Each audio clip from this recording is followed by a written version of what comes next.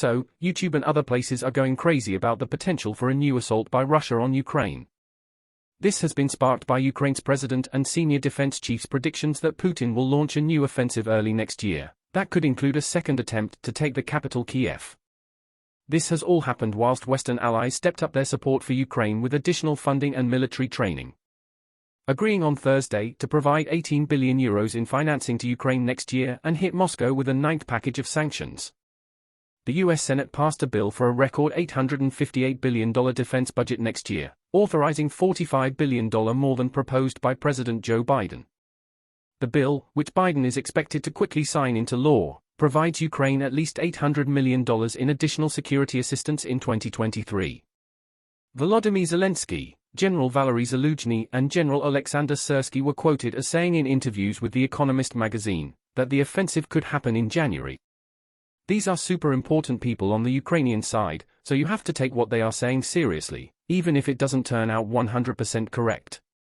Officials said the push could be launched from the eastern Donbass area, the south or neighboring Belarus, and could include another ground assault on Kyiv, which Moscow failed to capture early in the invasion. If I could ask you to drop a like and subscribe, that would be brilliant, thank you. The Russians are preparing some 200,000 fresh troops. I have no doubt they will have another go at Kyiv, Zaluzhny said. Ukrainian Defense Minister Alexei Reznikov also said that evidence was mounting that Russia planned a broad new offensive. His timetable was a little different to the others, as he speculated this could occur in February when half of the 300,000 troops conscripted by Russia in October to support the war would complete training. The second part of the mobilization, 150,000 approximately, do a minimum of 3 months to prepare. It means they are trying to start the next wave of the offensive probably in February, like last year. That's their plan, Reznikov explained further. Both sides have ruled out a Christmas truce and there are currently no talks aimed at ending the conflict, which has turned into Europe's biggest shit show since World War II. Ukraine has repeatedly urged its allies to send more air defenses to counter Russian missile bombardment, including against its energy infrastructure, for example, the Patriot, which we have covered fairly extensively. We don't see this happening due to the logistics, but just a softening on this by the West is a positive sign and may yield more useful weapons like the MGM-140 Army tactical missile system. Russia has fired barrages of missiles on Ukraine's energy infrastructure since October, disrupting power supplies and leaving people without heating in freezing winter conditions. This left 12 million civilians without power and frankly only strengthened the Ukrainian resolve against their enemy. Russia may perceive this sustained air attack on the infrastructure and the offensive in Donetsk as the prelude to another, larger invasion.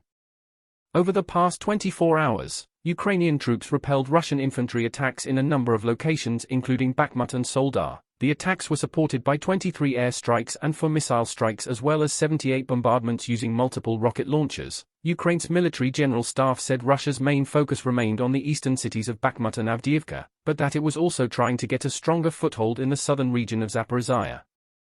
It said that on December 14, Ukrainian forces destroyed a quantity of military equipment in the town of Tokmak, the Zaporizhia region, wounding about 180 Russian troops.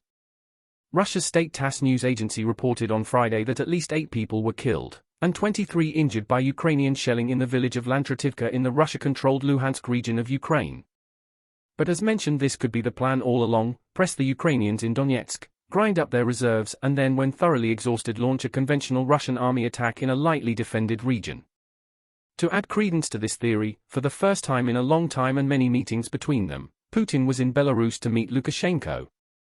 Normally he meets Putin in Moscow, this time was different. Why?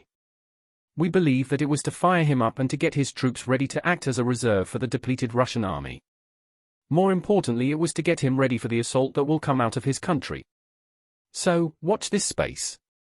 If you are still thinking the Russian army can do more and why hasn't it shown its strength yet, then maybe the time is fast approaching where the sleeping tiger flexes its muscles. Either way, the Ukrainians will meet them head-on and will undoubtedly be victorious. It will spell the end for Putin as he cannot afford another retreat.